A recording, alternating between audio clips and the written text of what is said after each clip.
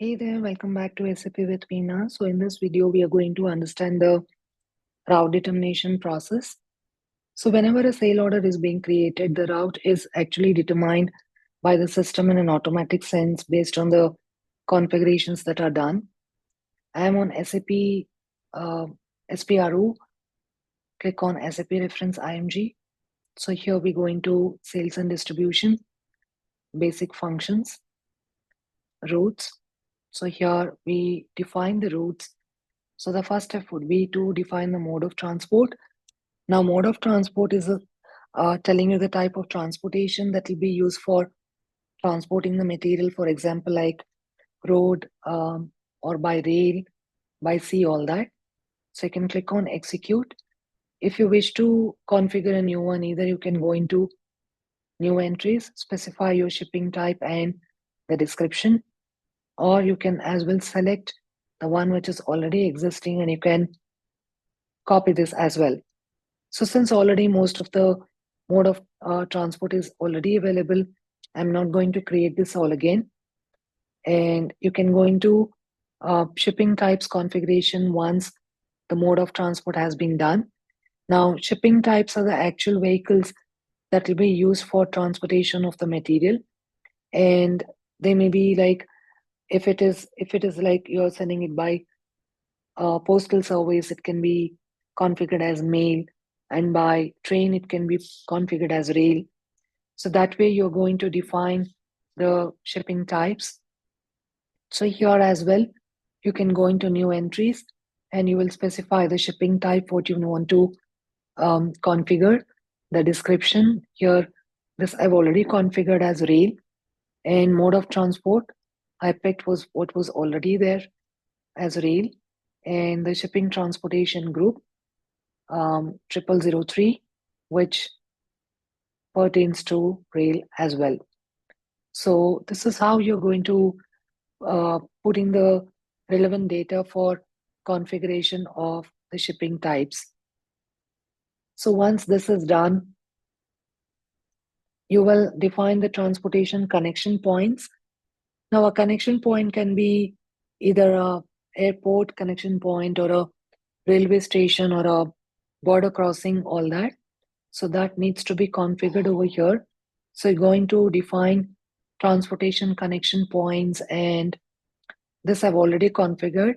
So you can go into new entries or you can copy as well. So since I've already created, I'll just select that and go into details. So here you will specify the point character and then the description of the connection point. And here you're going to specify the attribute for what it belongs to. I have selected that as a train station as the attribute. And here we need to specify the reference shipping point or the plant. So shipping point I've taken as 1010.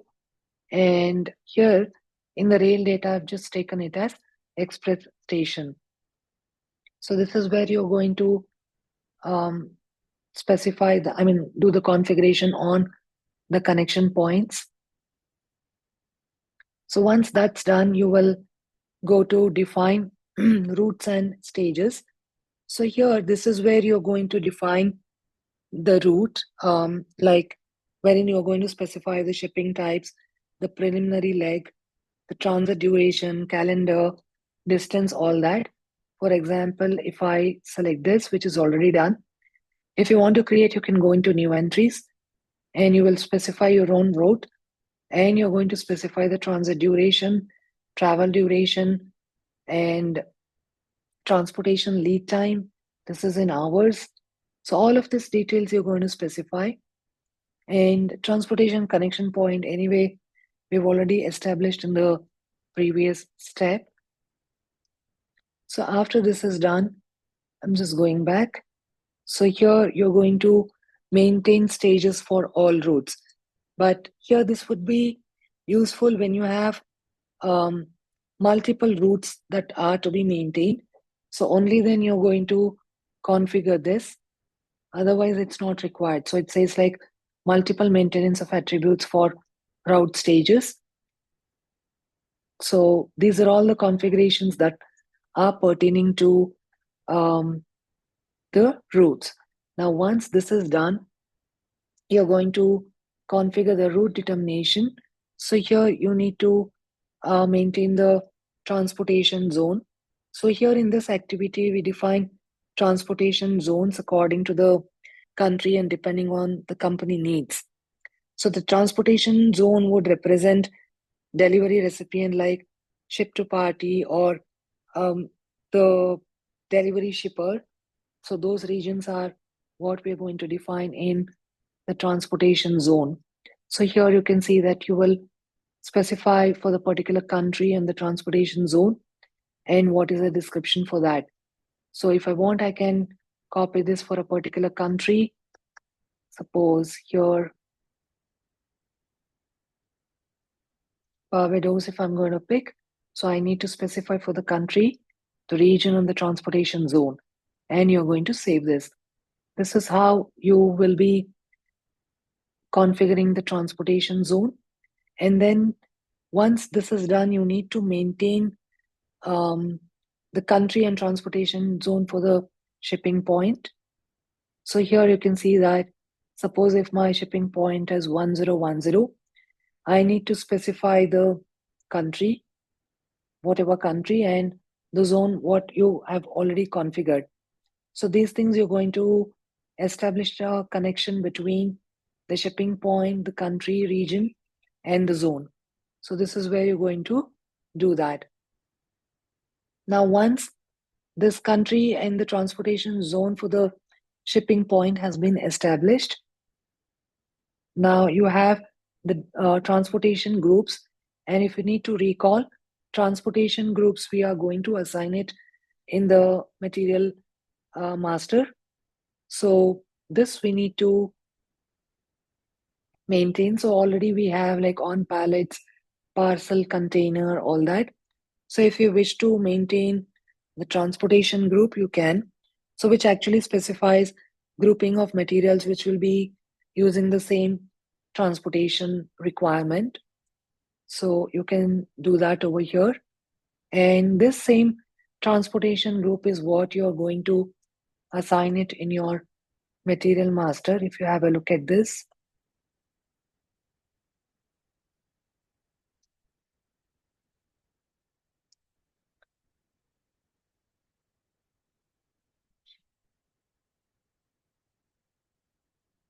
so if you look at on the sales general plan data, you will have the transportation group, which is coming from our configurations, whatever has been configured, that will be available for you here as the selection. Okay, so that's what will be used here in the material master. Now, let me go back to the configuration. So now maintain route determination when I look at now the route determination, whatever has been configured, you will just go into new entries and you're going to specify the country of departure, the zone, the destination for which you are going to establish the route, and the transportation zone. So this you're going to specify for each country and the region. And if I go into the route determination without weight group, I can specify for the standard and for the pickup it's maintained like what is the transportation group and the proposed route that can be picked up. Likewise, you'll also have for route determination with weight group. So here as well, the same data we need to maintain, that is the country of departure and the destination and the transportation zone. So you are going to maintain these for both weight group and without the weight group. So then we also have an option of maintaining new route determination by delivery type. If you go in here, whatever is the delivery type, suppose if EL is the one which we are using. So here you can specify no new route determination with check, without check, or no new route will be determined if it is blank. So you have these options over here for um, allowed actual route by proposed route. If you want to define, anyways, it's not required. And you have route schedule in determination which can be done based on the shipping point or sales document type and the delivery type. So here, if you're going through the shipping point, you need to activate this indicator wherein you're specifying route scheduling is active for the shipping points. So these activations are to be done for either the shipping point, sales document type, or the delivery type. So these are the configurations that are um, pertaining to route determination. And whenever the sale order is created, the route will be automatically picked by the system. Okay, so this is all about route determination. So let's catch up in the next video with a new topic. So till then, stay tuned, stay committed. Thank you all. Bye bye.